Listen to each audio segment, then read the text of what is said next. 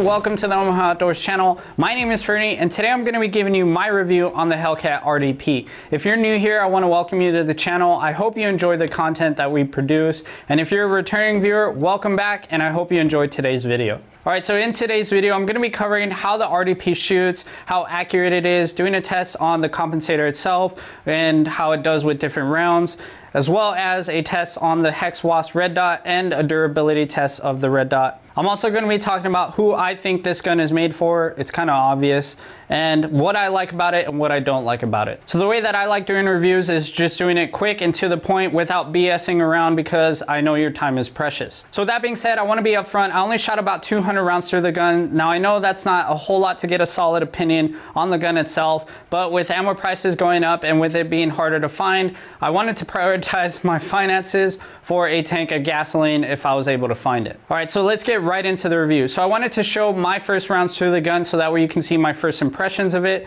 So here is that footage. All right, we have the Hellcat RDP here. I'm going to be shooting my first rounds through it just to test it out and see how it feels.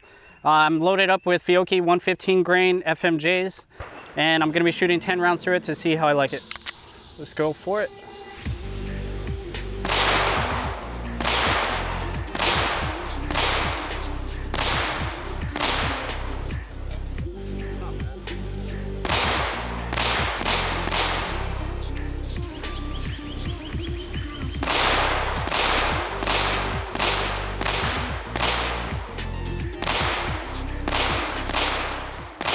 I really enjoyed shooting the RDP for the first time. That Compensator does a really good job of mitigating a lot of the recoil. The gun just returns to zero a lot faster, allowing you to get rounds on target a lot faster as well. So I really enjoyed that. To me personally, it felt like I was shooting more of a compact pistol than actually shooting a micro compact pistol. If you don't know anything about micro compact pistols, they're very snappy. So whenever you do shoot, it can get uncomfortable. Yes, you can counteract that by being more manly and just gripping the gun and stop complaining about it.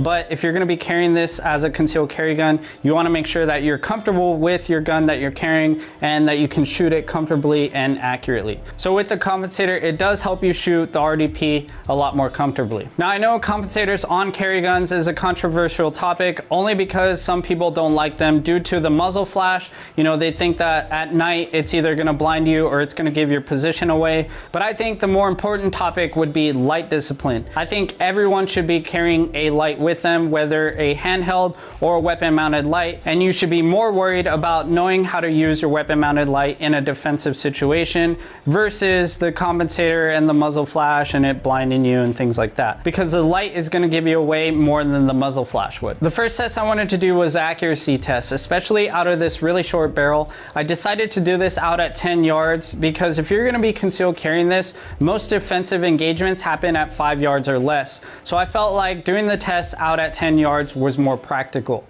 So here is the accuracy test. All right, so let's just check accuracy. I'm gonna shoot 10 rounds at 10 yards. So let's see, loaded, how it does.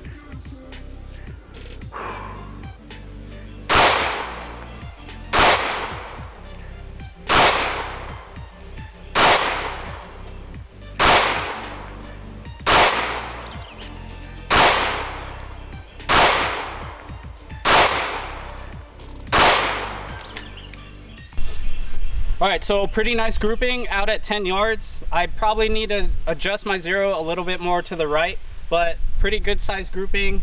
It's about the size of my fist. I did have maybe like 2 flyers, but overall, out of a really short barreled gun like this, that's pretty good. I'm sure in a more competent shooter's hands, they're gonna be able to shoot this gun more accurately than I was, but I was still really impressed to be able to get a fist-size grouping out at 10 yards. So the next thing I wanted to test was the Compensator, especially with different rounds of ammunition. Now bear with me, I wish I could have found a wider variety of grains to shoot through the Compensator, but I was still very lucky to get what I did, which is the Fiocchi 115 grain FMJs, the Barnes Tac XPD 115 grain plus Ps, as well as the Speer Gold Dot 124 grain plus Ps. All right, so now we're gonna test out the Compensator with different grains of ammunition. I'm gonna start out with Fiocchi 115 grain FMJs, and let's see, 5 rounds, downrange, let's see how the Compensator works.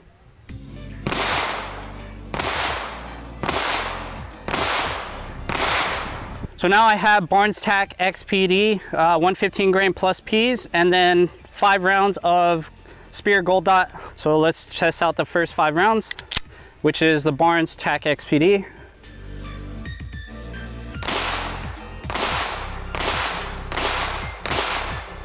Next is gonna be the Speer Gold Dot 124 grain hollow points plus Ps. Let's see how those do.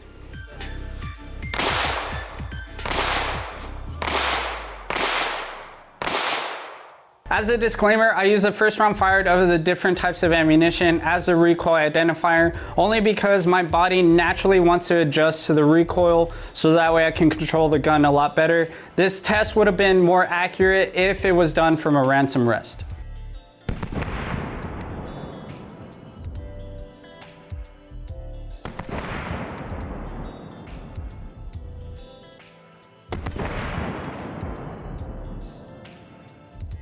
So as you saw, the 124 grain plus Ps shot with the most recoil, then came the Barnes Tac XPD 115 grain plus Ps, and then the least recoiling was the Fiocchi 115 grain FMJs. Now when I was shooting the pistol personally, to me it felt like the Barnes Tac XPD shot with the least amount of recoil, but when I played the footage back, you can see that the Barnes Tac actually came in second. So now for the concerns that I had with the RDP, which I brought up in my gun counter video. If you haven't seen that video, I'll link it up here for you. So with the Compensator, there's 3 audible click positions. So if you accidentally set the Compensator to a different position other than what the manual suggests, I wanted to see how that would affect the point of impact, if there was any effect at all. I set up a target at 10 yards to see how the Compensator at different positions would affect the point of impact. So here's that test. So this is gonna be the first position, which is closest to the slide.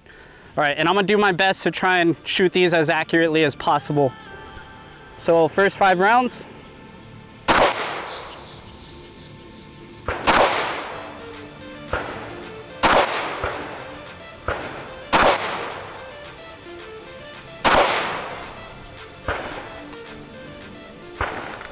All right, that's 5. So next, let's unload the gun, and then we'll set the Compensator to the second position. So the next 5 rounds are gonna be at the second position, which is farthest from the slide, so the middle position. So let's see, next 5 rounds.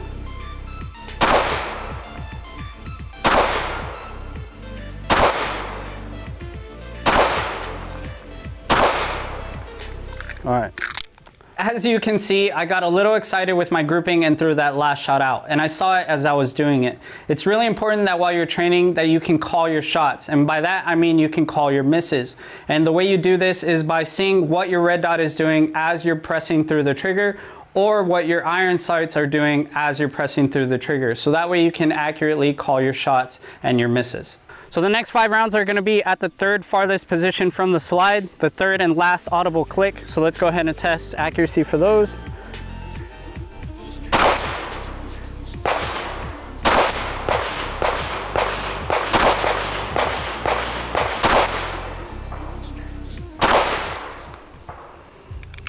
So it seems to me like the second position away from the slide gives you the most accuracy. But as you saw, there's really not that much of a point of impact shift.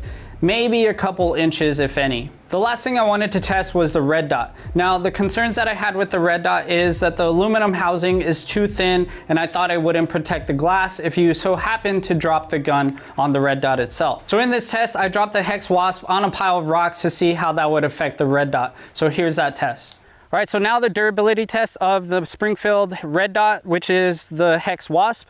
Let's see how it holds up. And the reason why we're doing this test is because you're probably going to be carrying this as a daily carry. So what happens if you accidentally drop your gun on concrete or, you know, something like that? You drop your gun, you want it to be reliable. So let's go ahead and drop it.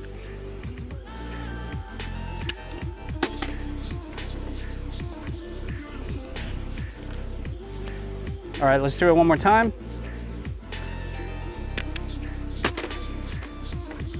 Oh, that one hit it really good. All right, still looks pretty good. Let's see if the zero changed at all. So I'm gonna load 5 rounds and I'll be shooting the target out at 10 yards.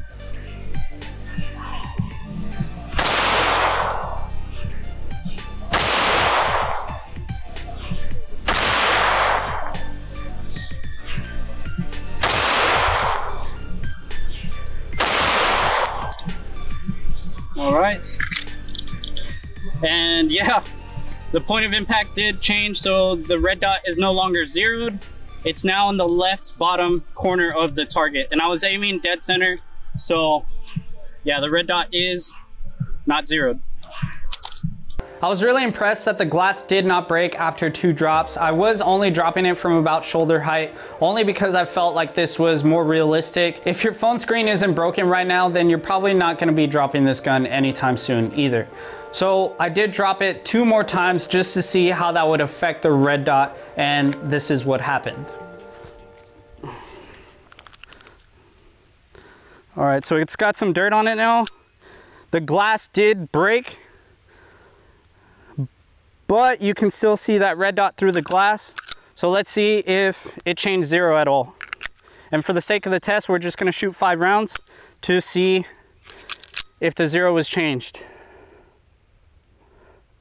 Oh, I can't even find the red dot. There it is.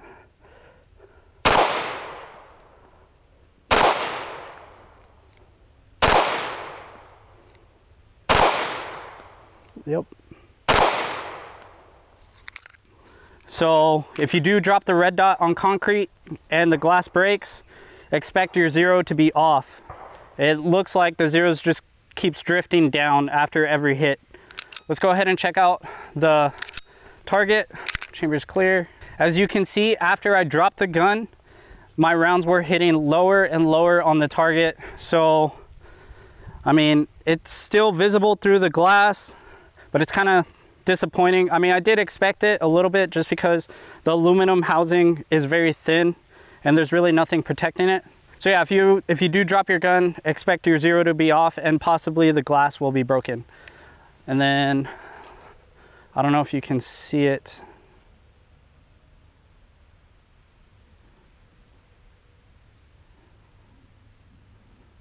So I'm not gonna lie, I expected the glass to break, but I was actually really impressed that it took 4 falls to do so. This wouldn't have been a problem to me had the red dot actually stayed zeroed. But since it didn't, if you were to ask me personally, would I carry this red dot? I probably would get something else that I know would be more durable.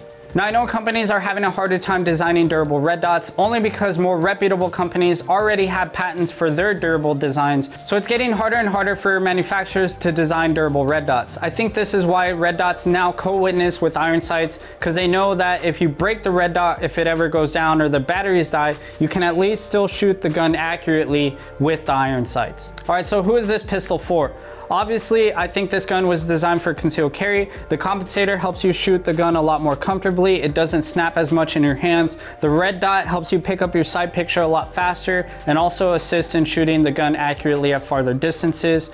With the 13-round magazine, you can carry a lot of rounds in a small concealable package. So what do I like about it and what do I hate about it? Well, I really like that Compensator because, like I said, it really does help with recoil management. It makes the gun a lot more comfortable to shoot. It almost felt like I was shooting a compact pistol, almost, not entirely, because I feel like I can get a better grip with my compacts, but it still made it really comfortable to shoot with that Compensator on there. The red dot was nice to shoot before it actually lost zero. There is a blue tint to it and it kind of was noticeable once you were on target, but it wasn't anything too bad to complain about. I did mention distortion around the edges on my gun counter video, but that wasn't that bad. I didn't notice it once I actually started shooting. So what do I hate about it? Obviously the red dot. It did break and it did lose 0, which isn't too big of a deal because Springfield Armory does have a lifetime warranty on the red dot. So if it is defective or it breaks, they will replace it free of charge.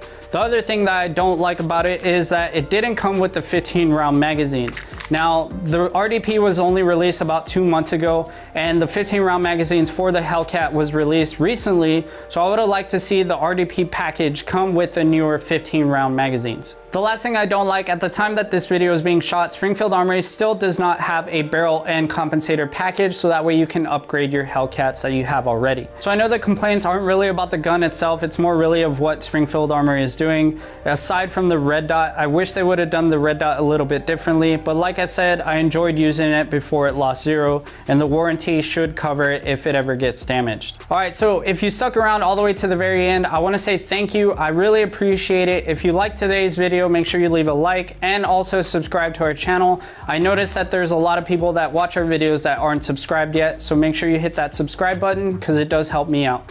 As well as leave a comment in the comment section, because the way YouTube works, they like to see more people engaged in the comments, so that way they can feed the video out to more people. With that being said, I leave you with this. Would you carry a compensator on your concealed carry gun? If not, then why? All right, guys, again, thank you for watching. I hope you enjoyed today's video. This was my review on the Hellcat RDP, and I'll see you guys next time.